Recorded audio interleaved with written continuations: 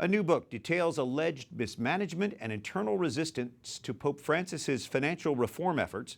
Merchants in the Temple was due out Thursday, but the Associated Press now has an advance copy. This after the arrest of 2 members of the Pope's Financial Reform Commission.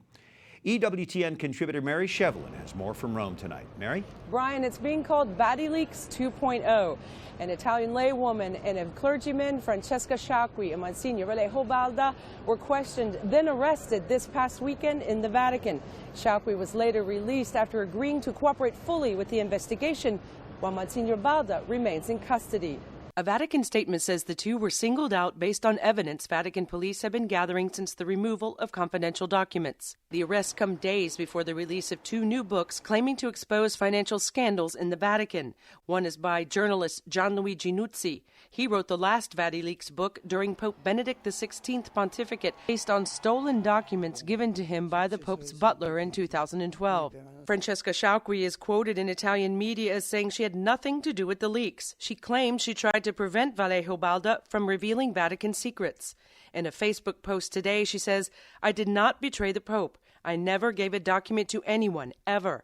I can hold my head high. I have nothing to be ashamed of." There's been no further comment from the Vatican on the ongoing investigation. Under Vatican law, the release of confidential information is punishable by up to 8 years in prison and a fine of €5,000. The Vatican is studying legal implications and possible penalties, saying it will resort to international cooperation if necessary. This hinting to the fact that Vallejo Balda is Spanish and Sciacqui is an Italian laywoman, so the Holy See may have to resort to authorities in those countries if it decides to pursue criminal charges. Brian? Mary Shovlain from Rome. Thank you, Mary.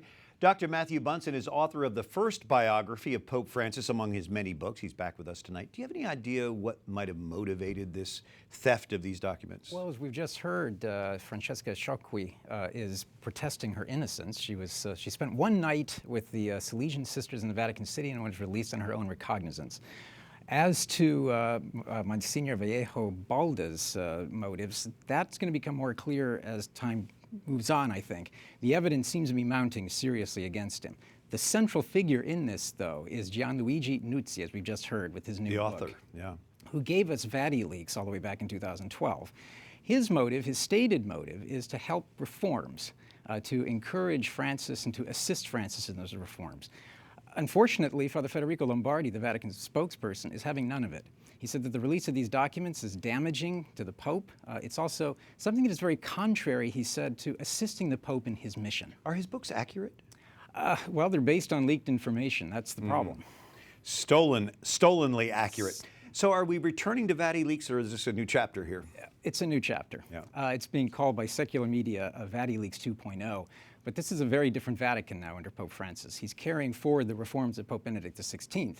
We've seen, for example, the creation of the Secretariat of the Economy, which is bringing all sorts of new financial reforms.